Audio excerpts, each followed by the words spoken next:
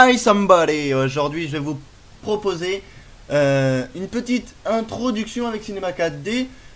Qu'est-ce que je pourrais vous présenter? Avec le sol qui bouge, je l'ai déjà fait, elle est en train d'être sortie. Donc, c'est parti, le logiciel se lance ou pas. Hein, voilà, donc on va commencer par les petits réglages de Cinema 4D de base. C'est-à-dire, pré-réglage, ici, on va pas s'embêter à marquer 1980.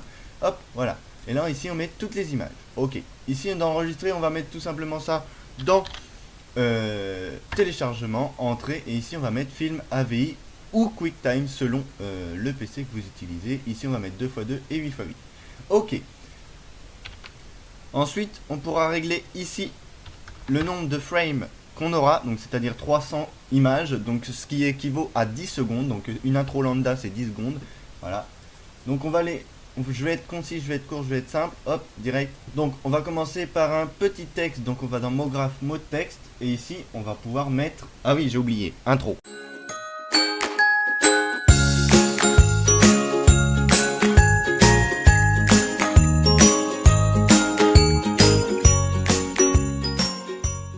Donc hop, voilà, hop.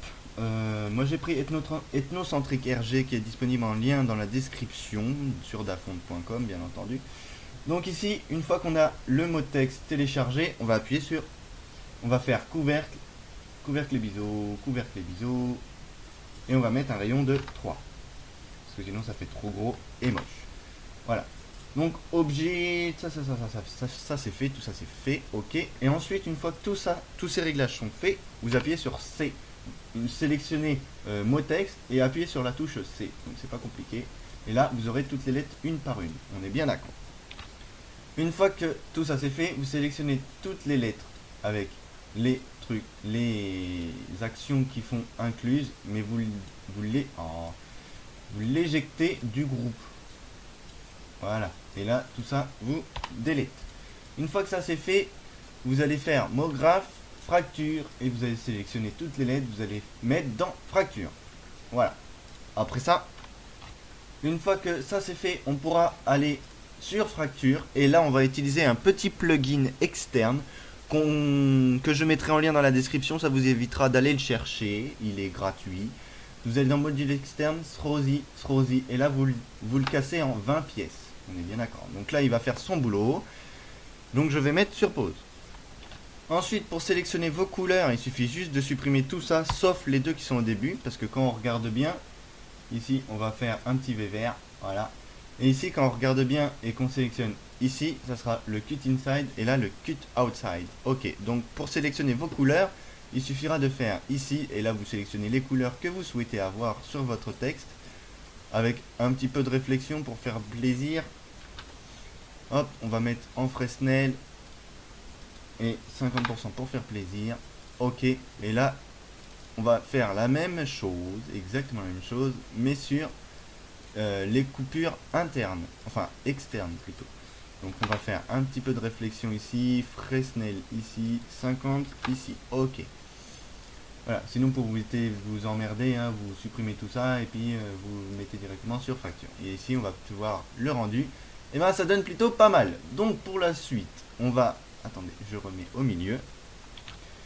Donc pour continuer, on voit que les couleurs, elles sont assez peu, comment dire, elles sont assez peu prononcées. Donc ici on va faire un plan, on va le mettre juste au-dessus du texte ici, voilà. On va prendre cette vue là, vous appuyez sur la petite molette de la souris bien entendu, pour ceux qui ne savent pas, ici et ici on va l'agrandir à fond, voilà, ça nous donne ça. Ici on va faire un petit truc qui s'appelle de la luminescence, donc vous mettez à fond sur le blanc, vous cliquez sur luminescence et ici vous mettez 150%. Oups. Voilà, vous mettez à 150% et vous mettez dans plan. Une fois dans plan, vous le mettez ici et vous appuyez sur, tout en appuyant sur CTRL, vous cliquez et vous le glissez en dessous, ça va vous en faire un deuxième.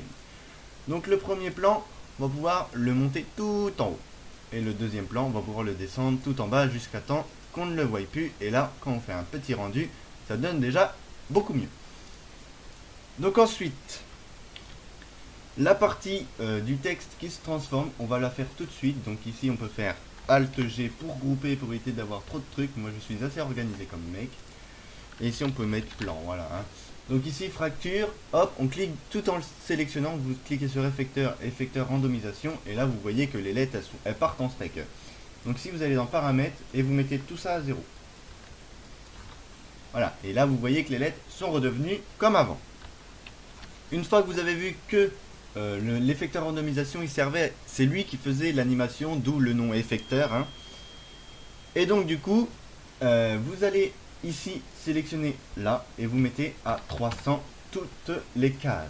Comme ça, ça va partir un peu tout en steak. Vous cliquez sur rotation et vous mettez sur 500 degrés chacun. Oups. Voilà, donc ça nous donne un petit pâté comme ceci. Voilà, hein. Oups, on voit encore le plan. C'est pas grave. Voilà, comme ça, on le voit plus. Voilà ce que ça peut donner pour le moment. Donc après, si vous voulez rajouter un arrière-plan, un libre à vous d'ajouter l'arrière-plan, c'est pas un souci. Moi, en ce qui concerne l'arrière-plan, je peux utiliser celui-là. Vous utilisez couleur, charger une image. Et ici, on va aller chercher la petite image de ma bannière, par exemple. On va prendre celle-là. Non. Ici, vous faites arrière-plan, ici, voilà. Et vous mettez arrière-plan, ici. Voilà, comme ça, vous avez un bon truc. Hop, voilà. Et donc, le rendu, il sera toujours le même, sachant que vous avez toujours votre petit texte qui sera animé.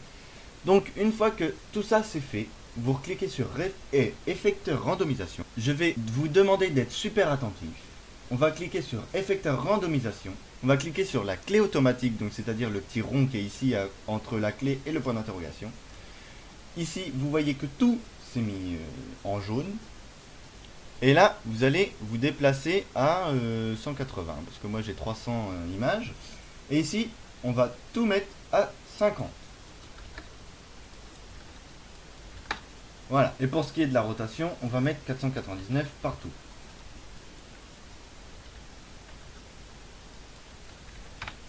On va faire perdre 1 degré à notre petit texte. Une fois que ceci est fait, vous allez vous rendre à 240 environ, si je vous dis bien de mettre 300 images. Et ici, on va tout remettre à 0, tout simplement. Voilà, et là, nous avons notre texte qui se recompose. Donc voilà, je vais vous montrer à peu près ce que ça donne. Donc au début, ça donne ça. Attendez, je vais peut-être mettre un petit peu plus avancé ici, voilà. Et là, je vais vous faire play. Et là, on voit que ça se recompose petit à petit. Voilà. Et qu'est-ce que ça donne bien, n'empêche. Une fois que ça c'est fait, libre à vous d'ajouter des petits effets de caméra. Je ne vous empêche pas du tout. Il suffira juste de cliquer sur caméra. Donc une fois que ça c'est fait, nous allons pouvoir revérifier les rendus et pouvoir lancer le petit rendu. Ici, vous mettez 40% parce que 1920 par 1080, il se voit à 40%. Donc sur ce, je vous laisse, je vous reprends quand le rendu sera terminé.